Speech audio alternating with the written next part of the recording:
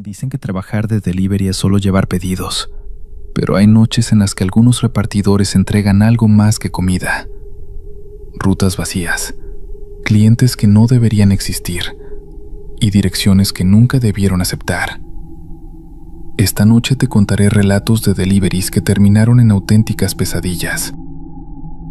Marcos Villanueva llevaba 3 años repartiendo para Quick Bite, y si algo había aprendido en ese tiempo era que la ciudad de noche no era la misma ciudad de día. Las calles cambiaban. Los edificios se veían distintos cuando todos los negocios cerraban sus persianas metálicas, y el único movimiento era el de algún borracho tambaleándose en una esquina, o el de un gato flaco cruzando frente a los faros de su moto. Pero Marcos necesitaba el dinero, y el turno nocturno pagaba casi el doble. Era martes, 3 de la madrugada del 17 de octubre, cuando recibió el pedido que cambiaría todo. La notificación apareció en su teléfono como cualquier otra. Una orden de pizza familiar, mozzarella y albahaca, más una porción de tiramisú, con una propina ya cargada de 150 pesos. La dirección decía: Calle Huertas Negras 1407, piso 9, Departamento C, Colonia Esperanza del Norte. Marcos frunció el ceño. Conocía la Colonia Esperanza del Norte. La había cruzado decenas de veces, pero no recordaba ninguna calle con ese nombre. Abrió el mapa en la aplicación y la ruta apareció sin problema. 16 minutos de trayecto, hacia el extremo oriente de la ciudad, donde los edificios viejos se mezclaban con terrenos baldíos y la iluminación pública era escasa. Recogió los pedidos en la sucursal del restaurante, en la avenida Insurgentes Poniente 3344. El chico de la caja, un universitario llamado Ernesto con un gorro de punto rojo, le entregó las cajas selladas con una cinta térmica y le dijo, sin mirarlo a los ojos: ese pedido ya tardó. Es el tercero que mandamos esta semana a esa dirección, y los otros 2 repartidores cancelaron antes de llegar. Marcos no le preguntó por qué. A esas alturas de la noche, no quería saber la respuesta. El trayecto comenzó normal. Marcos tomó la autopista del Oriente hasta la salida 22. Luego dobló por el Boulevard Centenario hacia el norte. Pasó frente a la antigua fábrica textil que llevaba clausurada desde 2009, sus ventanas rotas como ojos ciegos, y entró a la Colonia Esperanza del Norte por la calle principal, que olía a humedad y a cemento mojado aunque esa noche no había llovido. El GPS lo guió sin vacilaciones durante 12 minutos. Luego, en el cruce de Pasaje Laureles con calle Los Girasoles, la aplicación emitió un tono suave y anunció: en 150 metros, doble a la derecha hacia calle Huertas Negras. Marcos dobló, y ahí estaba. Era una calle angosta, de no más de 5 metros de ancho, pavimentada con adoquín viejo y desigual. A ambos lados, edificios de departamentos de entre 8 y 10 pisos, construidos en algún momento de los años 70, con esa estética brutalista de concreto desnudo que hace que todo parezca un búnker. No había un solo local comercial. No había un solo árbol. Los únicos faroles estaban apagados salvo uno, a mitad de cuadra, que parpadeaba con esa cadencia irregular que tienen las cosas a punto de morir. Marcos redujo la velocidad y avanzó despacio. El número 1407 estaba al fondo, en el edificio más alto de la calle, un rectángulo de concreto oscuro cuya fachada tenía manchas de humedad que bajaban desde el techo como dedos largos y negros. Se detuvo frente a la entrada. El portero automático era una placa metálica oxidada con botones numerados. Buscó el departamento C del piso 9 y presionó. Silencio. Volvió a presionar. Más silencio. Estaba a punto de marcar el número de contacto del pedido, que la app mostraba como más 5255 000000, un número obviamente inválido, cuando el interfono chasqueó y una voz de mujer respondió. Era una voz extraña, demasiado plana, sin entonación, como si alguien estuviera leyendo un texto en voz alta sin entender las palabras. Suba, la puerta está abierta. Marcos vaciló. Las instrucciones de Quick Bite eran claras. Nunca subir al departamento del cliente, dejar el pedido en la planta baja o en el pasillo del primer piso. Pero eran las 3 de la madrugada. El edificio no tenía conserje, y la puerta de la calle, una reja de hierro negro, se había desbloqueado sola con un zumbido eléctrico. La empujó y entró. El lobby olía a moho y a algo más. Algo animal, cálido, que Marcos no supo identificar, pero que le revolvió el estómago. El piso era de mosaico verde con manchas negras donde el sello había cedido. Había un buzón de correo en la pared, el tipo antiguo de casillas metálicas, y la mayoría tenían las tapas abiertas o arrancadas. La única iluminación provenía de un tubo fluorescente que zumbaba a su derecha, sobre la puerta del elevador. El elevador funcionaba. Eso fue lo más sorprendente. Marcos apretó el botón del 9 y las puertas, de metal rayado donde alguien había grabado con un clavo la palabra «Quédate», se cerraron. El ascenso fue lento, con ese traqueteo mecánico que tienen los elevadores viejos, y en cada piso intermedio Marcos miraba las puertas cerradas y se preguntaba si en alguno de esos departamentos había gente dormida, viviendo vidas normales, sin saber que un repartidor estaba subiendo con una pizza fría para alguien en el piso 9. Llegó. Las puertas se abrieron a un pasillo oscuro. La única luz venía del fondo, una línea amarilla bajo la puerta del departamento C. Marcos avanzó. El suelo crujía bajo sus botas. Contó las puertas. A, B, C. Llamó.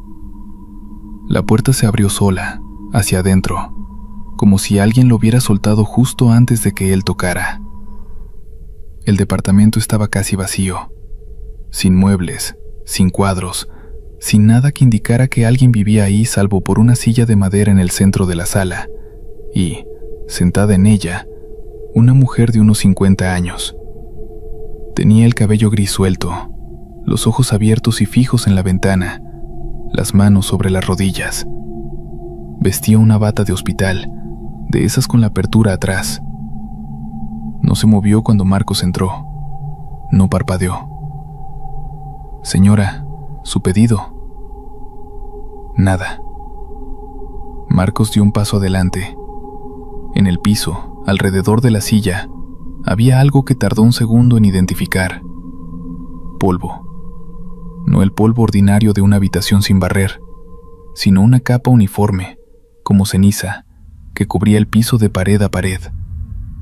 Y en ese polvo había huellas, decenas de huellas de pies descalzos, todas apuntando hacia la mujer, formando un círculo perfecto a su alrededor, como si durante muchas noches distintas, mucha gente hubiera caminado en torno a ella sin tocarla jamás. La mujer giró la cabeza, muy despacio, hasta quedar mirando directamente a Marcos. Y entonces él vio que no tenía pupilas. Los iris eran completamente blancos. «Lo esperábamos», dijo con esa voz plana. «Quédese. El pedido no es para mí». Marcos no se quedó. Algo en su cerebro, algún instinto que los 3 años de turno nocturno habían afilado hasta volverlo casi animal, le ordenó darse la vuelta antes de que la frase terminara. Dejó caer las cajas al suelo, salió al pasillo corriendo y presionó el botón del elevador con el puño. Las puertas tardaron 8 segundos en abrirse. 8 segundos en los que Marcos escuchó, desde adentro del departamento, un sonido que lo acompañaría el resto de su vida. El chirrido lento de la silla de madera girando sobre el piso de mosaico, como si la mujer estuviera dando la vuelta para mirarlo por la espalda.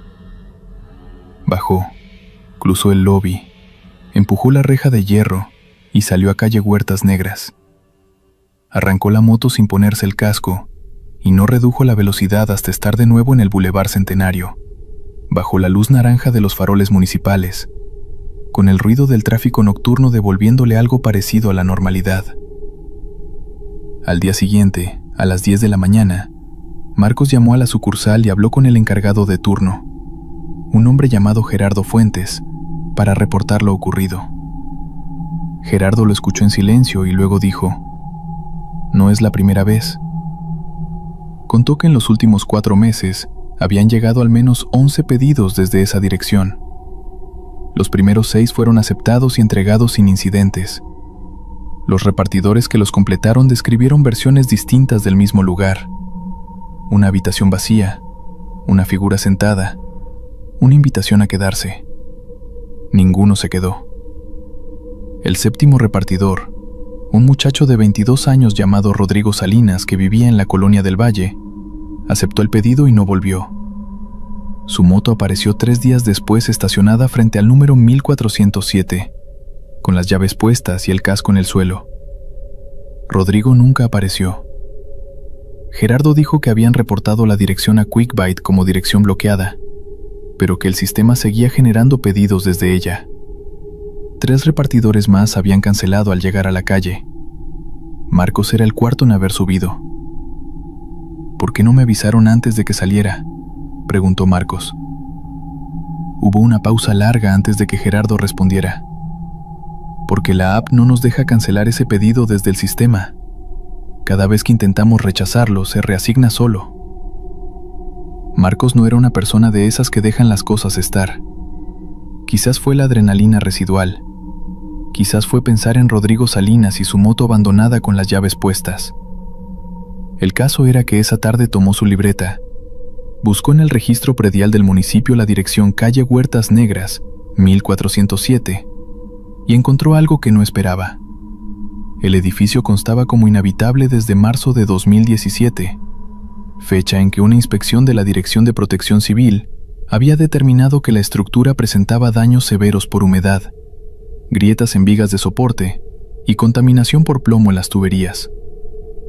Todos los inquilinos habían sido desalojados en aquella fecha. El edificio llevaba 7 años sin habitantes registrados. Siguió investigando.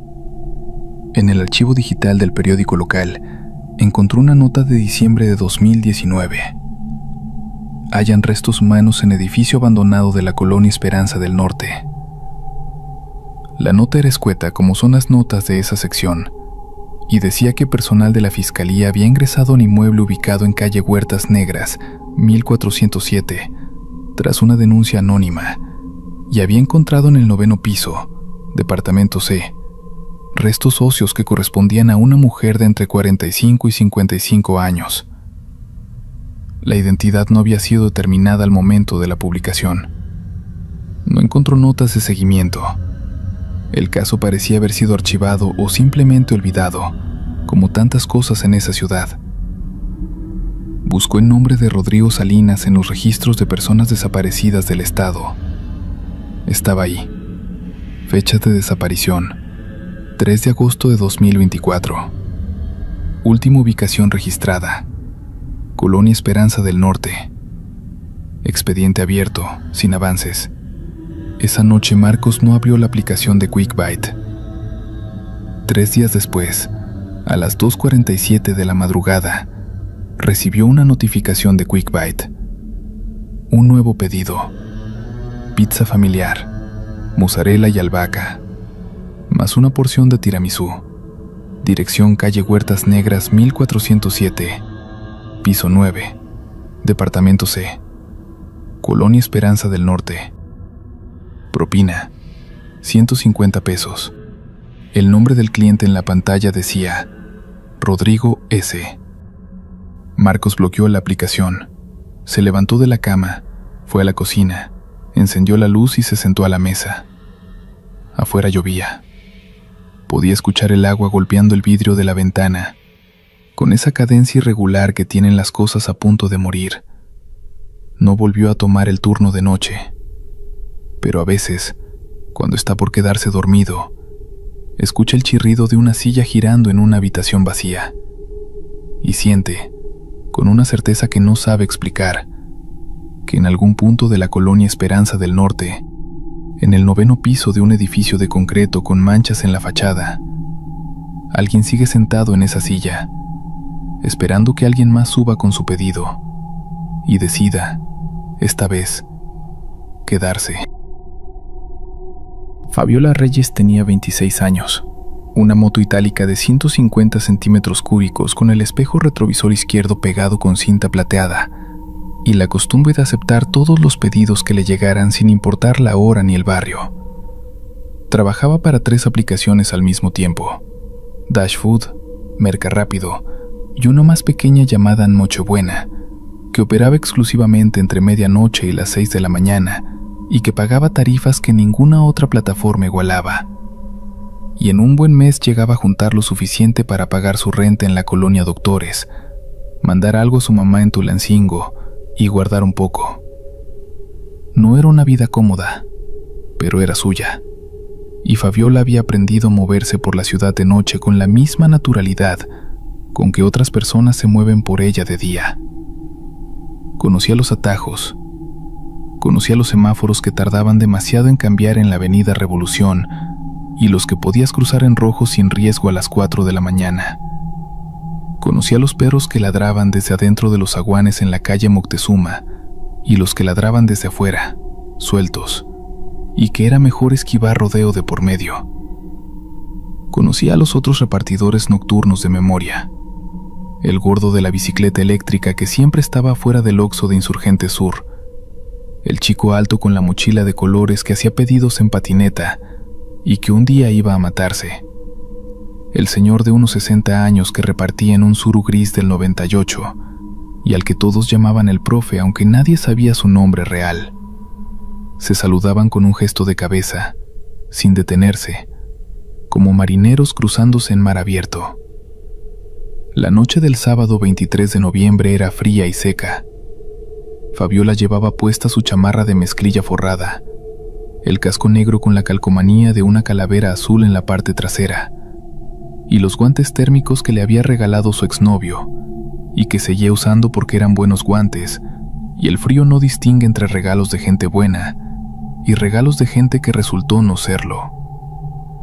Había completado ya 7 entregas desde las 11 de la noche, 2 hamburguesas en la colonia Narvarte, un sushi en Polanco que le hizo subir 16 pisos en un elevador que olía a tabaco viejo, 3 órdenes de tacos en distintos puntos del centro histórico y una bolsa de frituras con refrescos para alguien que vivía en el piso 14 de una torre en Tlatelolco y que le abrió la puerta en pijama con cara de haber llorado.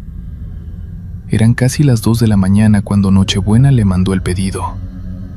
La descripción era simple: una orden de caldo de res con tortillas de maíz, 2 litros de agua natural y un paquete de servilletas. El restaurante origen era un lugar llamado Cocina de Doña Petra, ubicado en calle Mármol 89, Colonia Guerrero. Fabiola conocía la Colonia Guerrero bien. Había hecho docenas de entregas ahí, pero ese restaurante no lo tenía en la memoria. Verificó en el mapa. Existía, con calificación de 4.2 estrellas y 231 reseñas. La dirección de entrega decía: Cerrada de los Olivos 12, Interior 4, Colonia Peralvillo. 19 minutos de camino. La propina estaba cargada de 200 pesos, lo que para Nochebuena era una cantidad inusualmente alta. Aceptó el pedido y arrancó hacia la Colonia Guerrero. La cocina de Doña Petra resultó ser una fonda pequeña metida en un local de planta baja, en un edificio de 4 pisos, con una cortina de metal a medio bajar y una luz amarilla adentro. Tocó el claxon 2 veces. Una mujer gorda de unos 60 años levantó la cortina lo suficiente para sacar una bolsa de plástico blanca, con las asas anudadas, y se la entregó sin decir una sola palabra. La bolsa estaba caliente y pesaba más de lo que Fabiola esperaba. Olía bien, a cilantro y a caldo de res, de los que se hacen desde temprano y se dejan reposar. Amarró la bolsa en la caja trasera de la moto y puso rumbo a la Cerrada de los Olivos. El problema con las cerradas, y Fabiola lo sabía bien, es que son exactamente lo que su nombre indica: calles que no tienen salida. Las hay de 2 tipos. Están las cerradas normales, vecindades y privadas con cancela al frente, donde la gente vive de forma más o menos convencional y donde los pedidos se entregan sin complicación.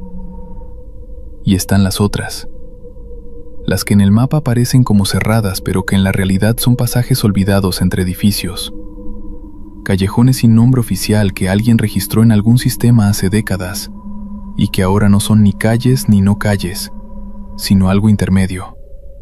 Un limbo geográfico donde la ciudad parece haber dejado de intentarlo. La Cerrada de los Olivos era del segundo tipo. El GPS la llevó por Avenida del Trabajo hasta doblar en calle Peralvillo, luego por 2 calles más sin nombre que el mapa identificaba como Privada 1 y Privada 2, y finalmente anunció con su voz mecánica: ha llegado a su destino. Fabiola detuvo la moto y miró. Frente a ella había una entrada de aproximadamente 1,5 metros de ancho entre 2 edificios de departamentos, sin cancela, sin número visible, con el piso de tierra apisonada y una oscuridad al fondo que la luz del teléfono no alcanzaba a penetrar del todo. En el muro de la derecha, alguien había pintado con aerosol blanco el número 12, y debajo, con letra distinta y en pintura roja que parecía más reciente: Interior 4. Siga hasta el fondo. Fabiola no entró en moto. Eso era una regla que jamás rompía. Motos en callejones oscuros de madrugada, no. Apagó el motor, encadenó la moto a un poste de banqueta, tomó la bolsa con el pedido y sacó el teléfono con la linterna encendida. Entró. El callejón medía unos 30 metros de fondo. A los lados, puertas de metal numeradas: el 1, el 2, el 3. Todas cerradas, todas sin luz bajo el umbral. El suelo de tierra tenía charcos de agua estancada, negra, que Fabiola rodeó con cuidado. Al fondo del callejón, donde esperaba encontrar una pared, había otro pasaje que doblaba a la izquierda, más angosto que el primero, y en la esquina, pegado al muro, estaba el número 4, una puerta de madera pintada de verde, con una bombilla sin pantalla sobre el dintel que estaba encendida, dando una luz muy débil, del color de la mantequilla rancia. Llamó. 3 golpes secos sobre la madera. Adentro, pasos. Lentos, regulares, como de alguien que no tiene ninguna prisa porque el tiempo no es un problema que le afecte. Luego silencio. Luego la voz, desde muy cerca de la puerta, casi a nivel del oído de Fabiola, como si quien hablara tuviera la cara pegada a la madera por el otro lado. ¿Quién es? Repartidora de Nochebuena. Le traigo su pedido. Pausa larga. ¿Cuánto es? Fabiola miró la pantalla de su teléfono. La orden decía que el pago estaba procesado en línea, que no había cobro en efectivo. Se lo dijo. Otra pausa. Deje la bolsa en el suelo frente a la puerta y váyase. Eso era normal. Clientes que no querían abrir, sobre todo de noche, sobre todo mujeres solas o personas mayores. Fabiola dejó la bolsa en el suelo, confirmó la entrega en la app y se dio la vuelta para irse.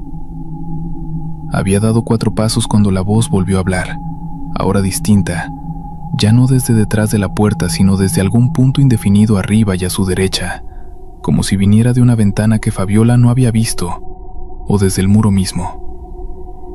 Oiga. Fabiola se detuvo sin darse la vuelta. Hace mucho frío esta noche. Sí, respondió Fabiola, sin saber por qué respondió. ¿Usted hace esto todas las noches? Casi todas. ¿No le da miedo? Fabiola consideró la pregunta un momento. Luego dijo: a veces. Y siguió caminando sin esperar respuesta. Salió del callejón, desencadenó la moto, arrancó y se fue por calle Peralvillo sin mirar atrás.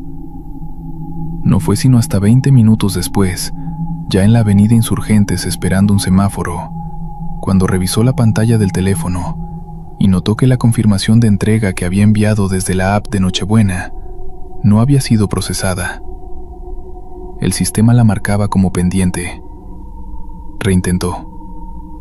Error de conexión. Reintentó de nuevo. Esta vez la pantalla mostró algo que nunca había visto en 3 años de repartir para distintas plataformas. Un mensaje que decía: dirección no encontrada en el sistema. Este pedido no existe en nuestra base de datos. Por favor, contacte a soporte. Fabiola revisó el historial. El pedido de la Cerrada de los Olivos 12, Interior 4, había desaparecido de su lista de órdenes. No aparecía en completados, no aparecía en cancelados, no aparecía en ningún lado. Era como si nunca hubiera existido. Llamó a la línea de soporte de Nochebuena. Timbre, timbre, timbre. Grabación. Nuestro horario de atención es de lunes a viernes de 9 a 6. Para emergencias, escriba al correo soporte@nochebuena.mx. Escribió al correo esa misma noche, desde el estacionamiento de una tienda de conveniencia en la Roma Norte, con el motor de la moto todavía caliente bajo sus piernas. Describió el pedido, la dirección, el número de orden. Envió el mensaje. La respuesta llegó a las 8:42 de la mañana siguiente, desde una dirección de correo que era la correcta de Nochebuena, pero con un nombre de remitente que decía simplemente Sistema Automático. El correo tenía una sola línea. No tenemos registro de ningún pedido realizado desde esa dirección. La Cerrada de los Olivos 12 no está registrada en nuestro sistema de cobertura. Fabiola leyó la línea 3 veces. Luego abrió Google Maps y buscó la Cerrada de los Olivos, Colonia Peralvillo. El mapa la encontró sin problema. La misma ruta que había seguido la noche anterior. El mismo callejón entre edificios. Hizo clic en la ubicación para ver detalles. Había una sola reseña, sin texto. Solo una calificación de 1 estrella puesta por un usuario con el nombre de perfil que era únicamente un número de 11 dígitos. La reseña tenía fecha del día anterior, a las 2:16 de la madrugada. Fabiola había llegado al callejón a las 2:23. Guardó el teléfono, se preparó un café en la pequeña cocineta de su departamento de la colonia Doctores y se sentó en la única silla de la sala, frente a la ventana que daba a la calle, mirando los coches que ya comenzaban a circular en la mañana gris. Intentó ordenar los hechos con la misma lógica práctica que usaba para trazar rutas y calcular tiempos. Alguien había pedido comida a través de una app. Ella había recogido esa comida en un restaurante real. La había entregado en una dirección real. Y ahora ni el pedido ni la dirección existían en ningún sistema. La bolsa de plástico blanca había existido. El calor del caldo a través del plástico había existido. El olor a cilantro había existido. La voz detrás de la puerta había existido. Pensó en la pregunta: ¿no le da miedo? Y en su propia respuesta: a veces. Y en la pregunta que siguió, que era la que más le inquietaba ahora que estaba lejos y con el café caliente entre las manos, no era una pregunta amenazante. No era una pregunta de alguien que quería hacerle daño. Era la pregunta de alguien muy solo, hecha desde detrás de una puerta en un callejón sin salida, a las 2 de la madrugada, a una desconocida que había llegado con un caldo de res. Era la pregunta de alguien que llevaba mucho tiempo sin hablar con nadie. Eso era lo que más le costaba sacudirse. No el miedo a lo que pudiera haber estado en ese cuarto, sino la certeza, cada vez más firme y más incómoda conforme pasaban las horas, de que fuera lo que fuera, llevaba mucho tiempo esperando que alguien llegara. Y que la propina de 200 pesos, la calificación de 1 estrella puesta 7 minutos antes de su llegada, la instrucción escrita en pintura roja diciendo siga hasta el fondo, no eran la trampa de una presencia malévola, sino la planificación cuidadosa y desesperada de algo que había aprendido, con el tiempo, la única manera que tenía de hacer que alguien se acercara lo suficiente para hablarle. Esa tarde, cuando el sol estaba alto y la colonia Doctores bullía con su ruido ordinario de motores y voces y cumbia saliendo de algún local, Fabiola volvió a la colonia Peralvillo. caminando, sin la moto, con ropa de día y el teléfono en la mano. Encontró calle Peralvillo. Encontró las dos privadas sin nombre. Llegó a donde el GPS la había llevado la noche anterior. No había ninguna entrada entre los dos edificios. Solo una pared lisa de concreto, sin huella de pintura blanca con el número 12, sin pasaje, sin nada. Los dos edificios estaban separados por quizás 15 centímetros, el espacio justo para que pasara el agua de lluvia. No cabía una persona. No había podido caber nunca. Fabiola se quedó parada en la banqueta un tiempo que no supo calcular. Luego sacó el teléfono, abrió Nochebuena y vio que en la pantalla de inicio, donde normalmente aparece la disponibilidad del repartidor, había un mensaje nuevo que no había estado ahí antes. Gracias por su entrega de anoche. El cliente la calificó con 5 estrellas y dejó el siguiente comentario. Fue amable al responder. No muchos responden. Cerró la aplicación. Guardó el teléfono en la bolsa. Caminó de regreso a la avenida y tomó el metro hacia su casa. De pie en el vagón abarrotado de mediodía, con la mirada fija en el suelo metálico y la pregunta de la noche anterior dando vueltas en algún lugar detrás de los ojos. ¿No le da miedo? Nunca desinstaló Nochebuena, pero nunca volvió a aceptar pedidos con destino en la colonia Peralvillo. Y en las noches en que el trabajo era escaso y la tentación de aceptar cualquier cosa era grande, a veces veía aparecer en la pantalla una orden con esa dirección.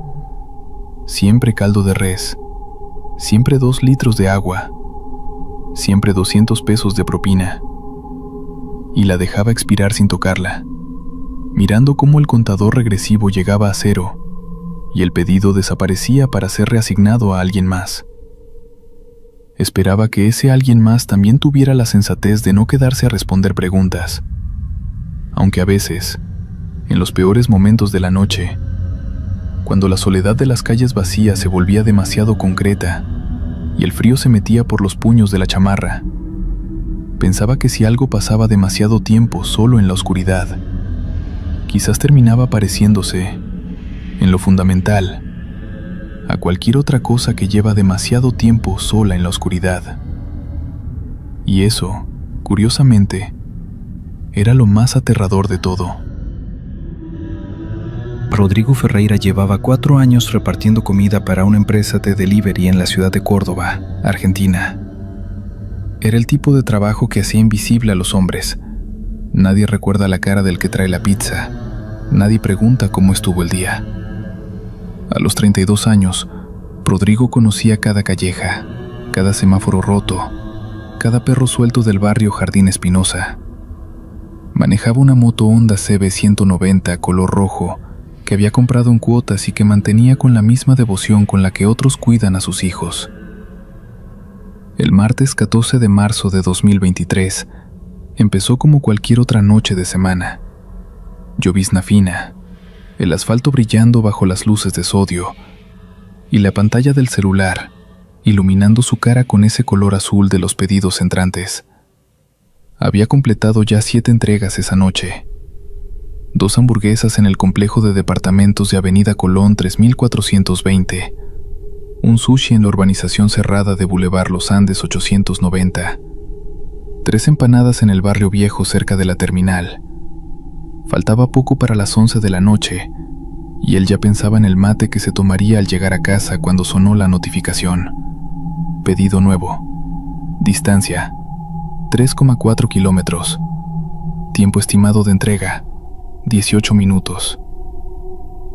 Aceptó sin pensar, como siempre.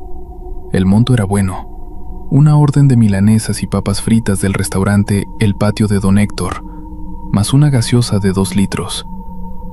La propina prometida por la aplicación era del 15%. Rodrigo guardó el teléfono en el soporte del manubrio y arrancó. El restaurante estaba sobre Avenida Sagrada Familia 1180, en el límite entre el centro y el barrio Villa del Parque. Rodrigo conocía el lugar, un local familiar de esos que tienen manteles a cuadros rojos y blancos, y fotos enmarcadas de jugadores de fútbol en las paredes. Don Héctor, el dueño, era un hombre gordo y simpático que siempre tenía música de cuarteto a un volumen que molestaba a los vecinos. Esa noche, sin embargo, cuando Rodrigo entró a buscar el pedido, el local estaba extrañamente silencioso. La cajera, una chica de no más de 20 años, con el pelo recogido en una cola apretada, le entregó la bolsa sin mirarlo a los ojos. ¿Todo bien?, preguntó Rodrigo, más por cortesía que por genuino interés.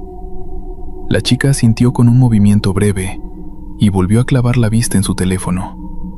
Rodrigo notó que tenía los nudillos blancos de tanto apretar el aparato, pero no le dio importancia. La gente estaba rara a veces. Él tomó la bolsa, verificó el pedido: milanesas, papas, la gaseosa bien fría, y salió al frío húmedo de la noche. La dirección de entrega que apareció en la pantalla fue lo primero que le pareció extraño, aunque en ese momento no supo por qué.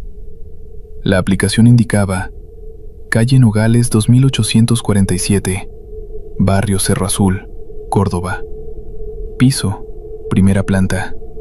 Referencia: casa con portón verde, sin timbre. Toque 3 veces. Rodrigo conocía el barrio Cerro Azul. Era una zona residencial al noroeste de la ciudad, pegada a las primeras lomadas del Cerro San Marcos, donde las calles de asfalto se iban convirtiendo gradualmente en caminos de tierra a medida que uno se alejaba del centro del barrio. Había entregado allí decenas de veces, sobre todo en los complejos de departamentos de la avenida principal y en las casas unifamiliares de las calles más céntricas. Pero mientras el GPS lo llevaba hacia la periferia del barrio, hacia donde los postes de luz se espaciaban y las casas dejaban de tener número visible, empezó a sentir que algo no encajaba. Calle Nogales era una arteria corta, de unas 6 cuadras, que comenzaba en la intersección con Boulevard Cerro Azul 400 y terminaba, según el mapa, en un camino de tierra que se internaba en el monte.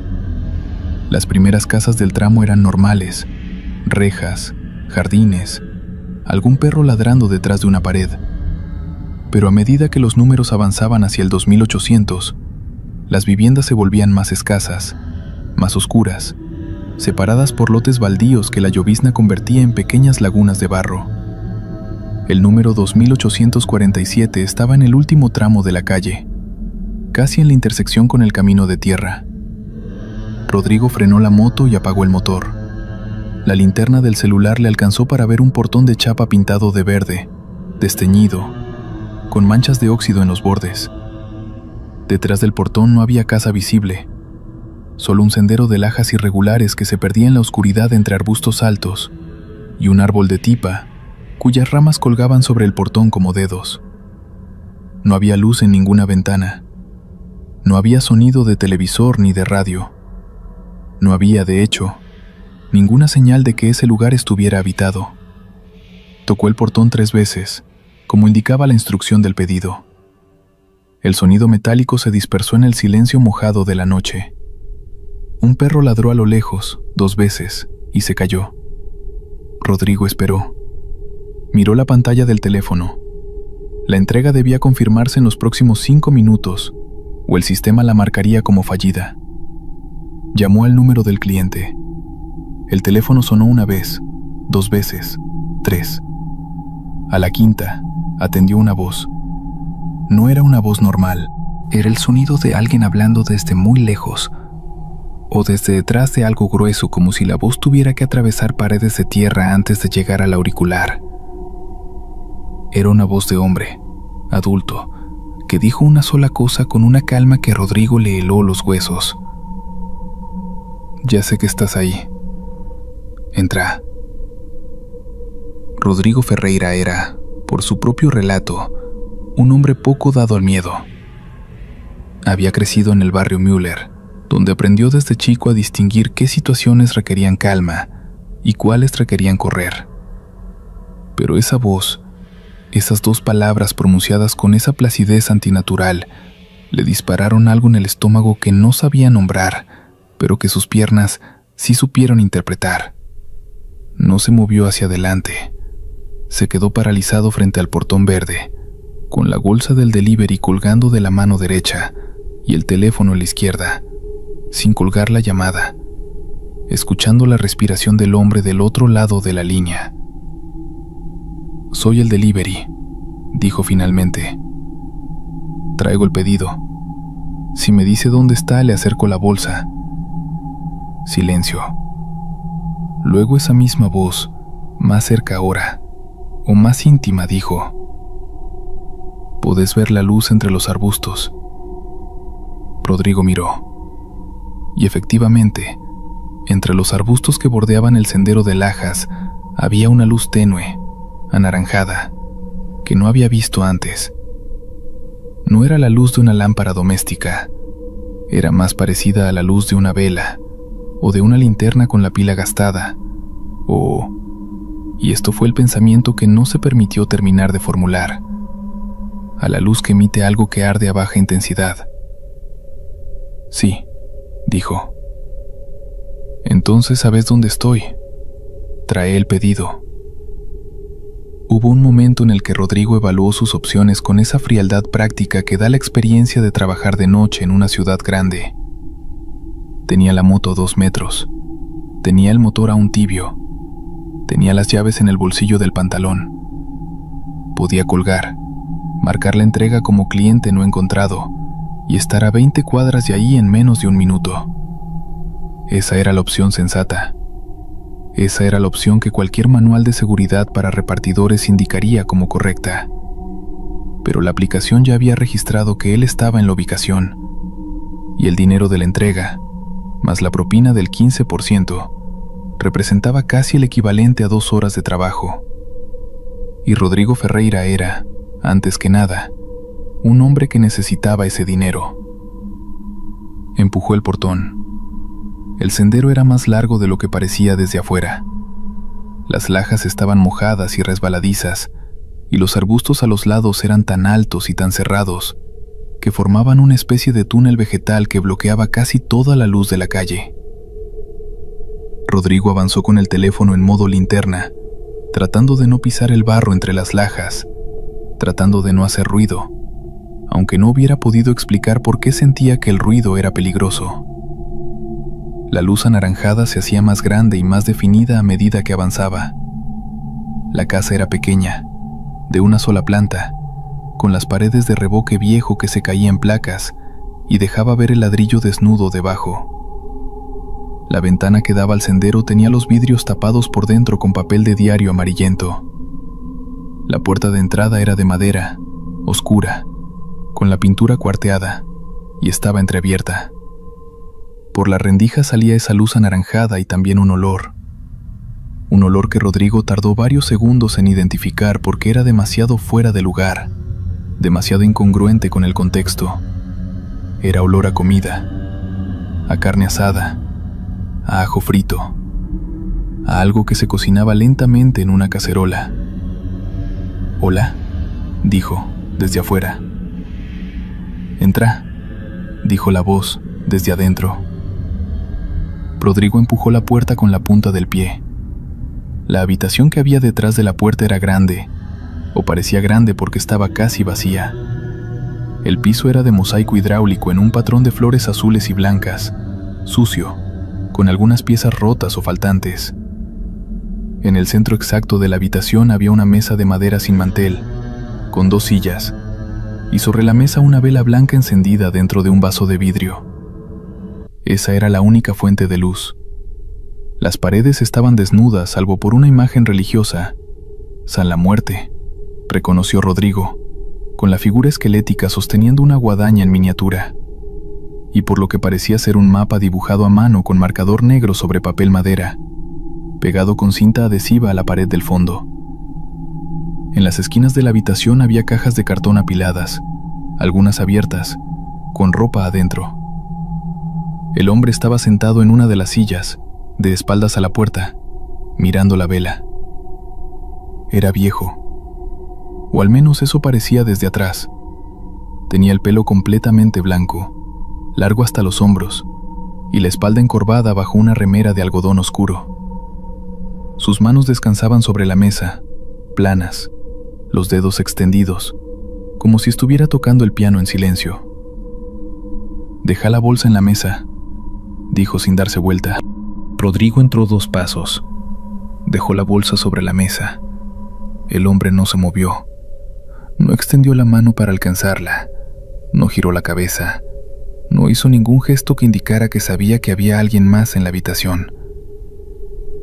«Tiene que firmar la recepción», dijo Rodrigo, sosteniendo el teléfono hacia él. El hombre giró entonces, y Rodrigo vio su cara. No era una cara monstruosa. No tenía cicatrices ni deformidades, ni ninguna de esas marcas que el miedo popular asocia a lo sobrenatural. Era simplemente la cara de un hombre muy viejo, con los ojos hundidos y muy claros, casi transparentes, y una expresión que Rodrigo solo pudo describir más tarde, cuando intentó contar esto, como la cara de alguien que sabe algo que vos no sabés y que está esperando que te des cuenta solo. «No tengo firma», dijo el hombre. «Tiene que confirmar la entrega de alguna manera», dijo Rodrigo, que en ese momento solo quería salir. «Puedo poner que el cliente aceptó de forma verbal». El hombre sintió. Luego dijo, con esa misma calma desproporcionada: «¿Sabes cuántos deliveries vinieron a esta casa antes que vos?» Rodrigo no respondió. «5», dijo el hombre. «En los últimos 3 años. 5 chicos como vos, con motos y bolsas de comida. ¿Sabes cuántos volvieron a hacer un pedido acá después de la primera vez?» «No», dijo Rodrigo, y su voz sonó rara, aplastada. «Ninguno», dijo el hombre, y sonrió. Era una sonrisa sin malicia aparente, casi triste, casi cansada. No porque les haya pasado algo malo, sino porque no volvieron a trabajar de delivery. Ninguno. El hombre se llamaba Evaristo Molina. Eso fue lo único que dijo de sí mismo. Tenía 78 años y había vivido en esa casa desde 1971, cuando el barrio Cerro Azul era todavía un conjunto de lotes sin urbanizar en el borde de la ciudad. Había enterrado a su mujer en el patio de atrás, dijo, en 1998, porque ella había muerto un domingo cuando las florerías estaban cerradas y él no había querido esperar. Dijo esto con total naturalidad, como si fuera un dato logístico y no una confesión. Rodrigo registró la información, pero su cerebro se negó a procesarla en el momento. Solo quería salir. Pero Evaristo Molina siguió hablando. Le dijo que los 5 repartidores anteriores habían venido de noche, como él, y que los 5 habían entrado a la casa, como él, y que a los 5 les había dicho lo mismo, que esta casa tenía algo. No un fantasma, aclaró, con un gesto de fastidio, como si la palabra le pareciera infantil. Algo más antiguo que los fantasmas. Algo que había estado ahí antes de que se construyera la casa, antes de que se trazaran las calles, antes de que la ciudad llegara hasta ese punto del cerro. Algo que Evaristo no podía ver, pero que había aprendido a notar por sus efectos. Las plantas del patio que crecían en formas imposibles, los animales que no entraban al terreno, el hecho de que su mujer, en sus últimos años de vida, había empezado a hablar con alguien que no estaba ahí, y que ese alguien, según ella, le había prometido que no iba a morir sola. ¿Y los otros 5? Preguntó Rodrigo, sin entender por qué preguntaba. El primero se fue esa misma noche y no supe más de él, dijo Evaristo. El segundo volvió a los 3 días. Quería saber más. Le conté lo mismo que te estoy contando a vos. Se fue y tampoco supe más. El tercero era un pibe joven, no llegaba a los 25. Ese se quedó parado en la puerta un buen rato antes de irse. Después me enteré, por el diario, que había renunciado a su trabajo al día siguiente y se había ido a vivir con sus padres a San Francisco. El cuarto no dijo nada. Entró, dejó la bolsa, me miró y se fue. Pero cuando salía por el sendero, justo antes de llegar al portón, se detuvo y se quedó quieto, parado ahí en el medio del sendero, durante casi 10 minutos. Yo lo veía desde la ventana. Después se fue. El quinto era una chica. Fue el año pasado. Ella fue la única que lloró. Rodrigo pensó en preguntar por qué habían llorado, por qué habían renunciado, qué era lo que habían visto o sentido en esa habitación con piso de mosaico azul, y una vela en el centro, y un viejo que hablaba de su mujer enterrada en el patio como si fuera lo más normal del mundo. Pero no preguntó, porque en ese momento, mientras Evaristo hablaba, Rodrigo sintió algo. No fue una visión, no fue una voz, no fue nada que pudiera describirse con el vocabulario del terror cinematográfico. Fue, simplemente, una certeza que le entró por algún lugar que no era los oídos ni los ojos. Una certeza de que en esa habitación, en ese momento, había algo más además de él y del viejo. Algo que estaba ahí sin estar. Algo que observaba sin tener ojos para observar. Algo que había estado esperando.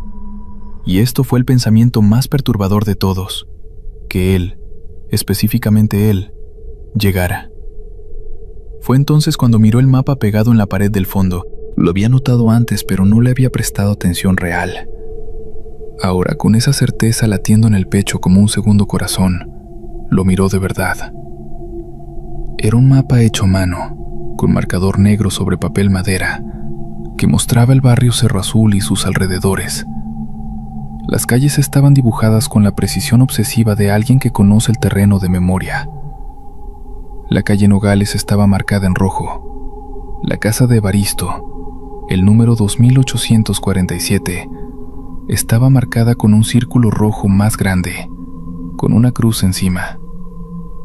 Pero lo que hizo que Rodrigo se acercara sin querer, como si sus piernas tomaran una decisión independiente de su voluntad, fue que sobre el mapa había anotaciones. Pequeñas, hechas con letra apretada y regular, en tinta azul. Fechas, nombres, y junto a cada nombre, una sola palabra en mayúsculas que variaba entre 3 opciones posibles. Volvió. No volvió. Cambió. Había 17 entradas en el mapa, no 5, como había dicho Evaristo. 17. Las fechas se extendían desde 2008 hasta lo que parecía ser apenas unos meses atrás. La entrada más reciente era de noviembre de 2022 y tenía escrito un nombre, Valentina R., con la palabra cambió al lado. ¿Qué significa cambió?, preguntó Rodrigo sin pensarlo. Evaristo no respondió de inmediato. Se levantó de la silla con la lentitud de los cuerpos viejos y se acercó al mapa. Lo miró un momento, con esa expresión de conocimiento melancólico que Rodrigo ya asociaba a su cara. Significa que algo en ello se acomodó diferente, dijo finalmente. No que les haya pasado algo malo. Al contrario, la chica del año pasado, Valentina, me escribió un mensaje 2 semanas después de venir acá. Me decía que había empezado a ver las cosas de otra manera, que había dejado cosas que la hacían mal, que se sentía más liviana, que no sabía explicarlo, pero que desde esa noche el mundo le parecía más transparente, como si antes hubiera estado mirando todo a través de un vidrio sucio. Eso significa cambió.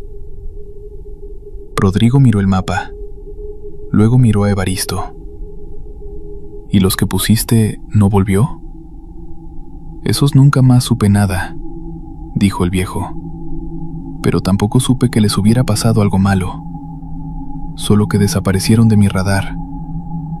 En algunos casos busqué, pregunté. Uno se había ido a vivir al exterior, otro había cambiado de número. La mayoría simplemente siguió viviendo su vida en otro lado. Hizo una pausa. Lo que pasa aquí no es malo.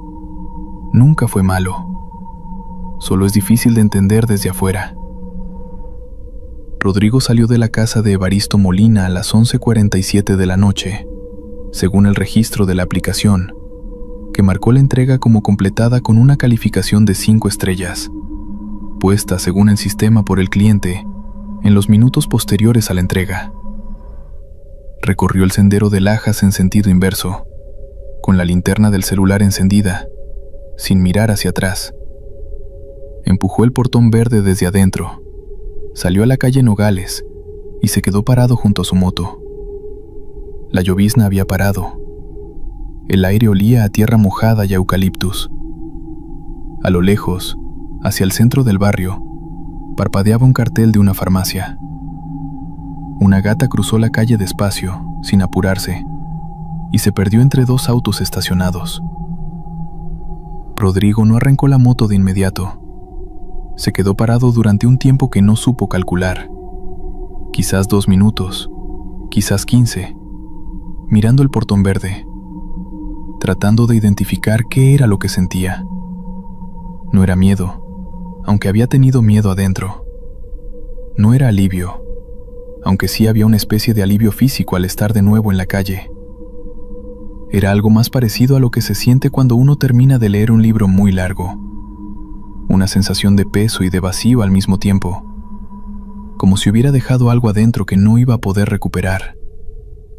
Volvió a casa, se tomó el mate, se acostó. A la mañana siguiente, cuando sonó la alarma para el turno del mediodía, Rodrigo Ferreira apagó el celular, se dio vuelta en la cama y siguió durmiendo. Eso no era algo que hubiera hecho nunca antes en 4 años de trabajo. Esa tarde, en lugar de salir con la moto, llamó a su hermano, que vivía en Villa Allende y con quien no hablaba desde hacía casi 1 año por una pelea que ya ninguno de los dos recordaba bien. La conversación duró 2 horas. Al final los dos estaban llorando, aunque después ninguno supo decir exactamente por qué. Rodrigo siguió trabajando de delivery durante 6 meses más. Luego consiguió un trabajo en una ferretería del barrio que pagaba menos, pero que tenía horario diurno. Nunca más aceptó un pedido después de las 10 de la noche. Nunca habló de lo que había pasado en Nogales 2847 con nadie, salvo una vez, tarde, con un amigo que también había sido repartidor y que entendió sin que tuviera que explicar demasiado. Y nunca, en los meses siguientes, pudo responder con certeza a la pregunta que más le molestaba: si lo que había sentido en esa habitación, esa presencia sin forma, esa certeza de ser observado por algo sin ojos, había sido real, o si había sido el producto de una noche larga, una casa oscura y un viejo loco que enterraba a sus muertas en el patio. Lo que sí sabía era que su nombre estaba ahora en ese mapa, en tinta azul, junto a la fecha, y que tarde o temprano, Evaristo Molina escribiría una sola palabra al lado. Encontré a Rodrigo Ferreira en un grupo de Facebook llamado Experiencias Raras en Córdoba Capital. Había publicado un mensaje corto, sin detalles, preguntando si alguien conocía el barrio Cerro Azul y si alguna vez había tenido una entrega rara en esa zona. 5 personas respondieron en la misma tarde. 3 habían tenido entregas en calle Nogales y ninguna de las 3 quiso dar más detalles en público. Las otras 2 decían conocer el barrio y haber escuchado cosas, pero sus relatos eran vagos y de segunda mano. Hablé con Rodrigo por teléfono durante 1 hora y media. Era un hombre concreto, sin tendencia al dramatismo ni al esoterismo. El tipo de persona que cuando no sabe algo dice que no sabe, y cuando sí sabe algo lo dice sin adornos. Fui a Córdoba 2 semanas después y caminé la calle Nogales desde el principio hasta el final. Calle Nogales, barrio Cerro Azul, Córdoba, Argentina. Entre Boulevard Cerro Azul y el camino de tierra hacia el monte, el número 2847 existe. Hay un portón de chapa. Está pintado de verde, aunque la pintura está muy descascarada y en algunas partes ya es más óxido que color. No toqué. Me quedé en la vereda de enfrente durante quizás 20 minutos, con el grabador en el bolsillo y los pies mojados por el barro de la zanja, mirando esa franja de sendero de lajas que se perdía entre los arbustos. No vi luz adentro, no escuché nada, pero sí noté, y lo anoté en ese momento para no olvidarlo, que a pesar de ser una tarde de otoño con bastante sol, la temperatura en esa cuadra era perceptiblemente más baja que en el resto de la calle. El termómetro de mi teléfono marcaba 14 grados Celsius cuando lo había sacado del bolsillo 2 cuadras atrás, en la esquina de Boulevard Cerro Azul. Frente al número 2847 marcaba 11 grados Celsius. Puede ser una cuestión de sombra, de humedad del suelo, de la proximidad del monte. Probablemente sea eso. La lluvia caía con una violencia inusual sobre el asfalto agrietado, difuminando las luces de los semáforos en un espectro de colores borrosos y tristes. Eran casi las 2 de la mañana cuando la aplicación emitió ese pitido agudo que, en el silencio de la madrugada, suena como una sentencia. El pedido era sencillo: una pizza familiar y un refresco de 2 litros. Sin embargo, el destino me hizo tragar saliva. La dirección apuntaba hacia una zona periférica, un conjunto de unidades habitacionales que habían quedado a medio construir tras una quiebra financiera años atrás. Un laberinto de cemento y varillas oxidadas que la gente del lugar llamaba simplemente la estructura. No era solo el mal estado de las calles lo que me inquietaba, sino los rumores que circulaban entre los repartidores sobre desapariciones de compañeros y llamadas que se perdían en el aire justo antes de llegar al punto de entrega. Con el impermeable escurriendo y el motor de mi motocicleta tosiendo por la humedad, decidí aceptar el viaje. La necesidad económica siempre termina pesando más que el instinto de supervivencia, un error que casi me cuesta la cordura. Al llegar a la entrada de la estructura, el GPS comenzó a comportarse de manera errática. La flecha azul giraba sobre sí misma, como si hubiera perdido el norte magnético. Me detuve frente a una enorme reja de hierro que colgaba de una sola bisagra, chirriando con cada ráfaga de viento. No había alumbrado público. Lo único que iluminaba mi camino era el haz amarillento de mi faro delantero, que cortaba la neblina apenas un par de metros frente a mí. Avancé lentamente, esquivando baches profundos que parecían bocas abiertas, esperando tragar la rueda delantera. El silencio era absoluto, una ausencia de sonido tan profunda que podía escuchar el latido de mi propio corazón retumbando en mis oídos. Los edificios a mi alrededor eran esqueletos de concreto, ventanas sin vidrios que parecían cuencas oculares vacías, observando mis movimientos. Apagué el motor para verificar el número de la casa en la aplicación y, en ese instante, el frío me caló hasta los huesos. No era un frío climático, sino una sensación de ser observado por 1000 ojos invisibles desde la oscuridad de los pasillos sin fin. Caminé hacia el bloque C, cargando la mochila térmica que se sentía inusualmente pesada. Según las instrucciones del cliente, debía subir al 4º piso y dejar el pedido frente a la puerta 404. El pasillo de la planta baja olía a humedad estancada y a algo más, un aroma dulzón y metálico que recordaba a la carne en descomposición ocultada bajo capas de cal. Al encender la linterna de mi celular, la luz reveló paredes cubiertas de un moho negro que parecía moverse, formando patrones que asemejaban rostros gritando en agonía. No había elevador, solo una escalera de caracol con escalones de metal que resonaban con un eco metálico a cada paso que daba. Al llegar al 2º piso, escuché un susurro. Era una voz infantil, apenas un hilo de aire que pronunciaba mi nombre. Me detuve en seco. El vello de mis brazos se erizó y la sangre se me heló en las venas. ¿Hola?, pregunté con la voz quebrada, pero la única respuesta fue el sonido de la lluvia golpeando el techo de lámina a lo lejos. Continué subiendo, tratando de convencerme de que era solo el cansancio jugándome una mala pasada. Al llegar al 4º piso, el ambiente cambió drásticamente. El aire se volvió denso, difícil de respirar, y una neblina baja cubría el suelo hasta las rodillas. Busqué la puerta 404, pero los números en las puertas estaban borrados o arrancados. Solo una puerta al final del corredor permanecía cerrada, una madera vieja y astillada que parecía vibrar ligeramente. Al acercarme, noté que no había timbre, solo una pequeña mirilla de latón empañada. Toqué suavemente. «Servicio a domicilio», dije, intentando sonar profesional a pesar del temblor de mis manos. No hubo respuesta inmediata, pero después de unos segundos, escuché el arrastrar de algo pesado por el suelo del otro lado. No eran pasos humanos, era el sonido de algo que se arrastraba, como una tela mojada o un cuerpo sin hueso siendo jalado lentamente hacia la entrada.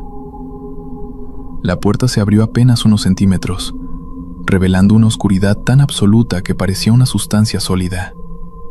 No salió luz del interior, ni calor, solo una ráfaga de aire gélido que traía consigo el olor de una tumba recién abierta.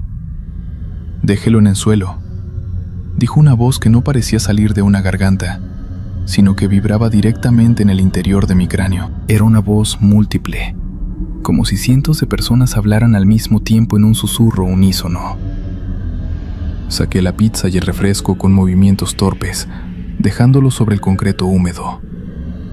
Al levantar la vista, por el resquicio de la puerta, vi una mano que se extendía para tomar el pedido. No era una mano normal. Los dedos eran excesivamente largos, con demasiadas articulaciones, y la piel era de un gris traslúcido que dejaba ver venas negras palpitando debajo. No tenía uñas, sino garras carbonizadas que rasparon el cartón de la caja con un sonido que me hizo castañar los dientes. En ese momento, la linterna de mi teléfono parpadeó y se apagó, dejándome en la penumbra total. El pánico, ese terror primario que anula la razón, se apoderó de mí. Escuché cómo la caja de pizza era rasgada con una violencia animal y un sonido de masticación húmeda empezó a llenar el pasillo. «Gracias por el sacrificio», susurró la voz coral, y la puerta se abrió de par en par. La luz de un relámpago iluminó por una fracción de segundo el interior del departamento. No había muebles, ni paredes divisorias, solo un espacio inmenso lleno de figuras altas y delgadas que colgaban del techo como murciélagos, con rostros alargados y mandíbulas desencajadas. En el centro, lo que había recibido el pedido no era un hombre, sino una masa de sombras con ojos amarillos que brillaban con una inteligencia maligna. La pizza estaba intacta en el suelo. Lo que estaban devorando era algo que reconocí con horror: la mochila térmica, pero dentro no había comida, sino restos de ropa de otros repartidores que nunca regresaron a casa. Giré y corrí como nunca antes en mi vida. Los escalones de metal desaparecían bajo mis pies mientras saltaba tramos enteros de la escalera. Sentía que el aire detrás de mí se volvía más frío y que esas cosas bajaban por las paredes con la agilidad de insectos gigantes. Al llegar a la planta baja, mi motocicleta se negaba a encender. El motor rugía pero no arrancaba, mientras las sombras se estiraban desde el edificio para alcanzarme. Recé, lloré y maldije hasta que, en el último segundo, el motor cobró vida. Salí disparado de la estructura sin mirar atrás, sintiendo como unas garras rozaban la parte trasera de mi casco. No me detuve hasta que llegué a una gasolinera iluminada a varios kilómetros de distancia. Cuando finalmente me atreví a revisar mi teléfono, la aplicación de reparto no mostraba ningún historial del pedido de esa noche. No había dirección, ni cliente, ni registro de pago. Lo único que encontré fue una notificación nueva, un mensaje de texto de un número desconocido que decía: «Todavía tienes hambre, nosotros también. Te vemos en el próximo turno».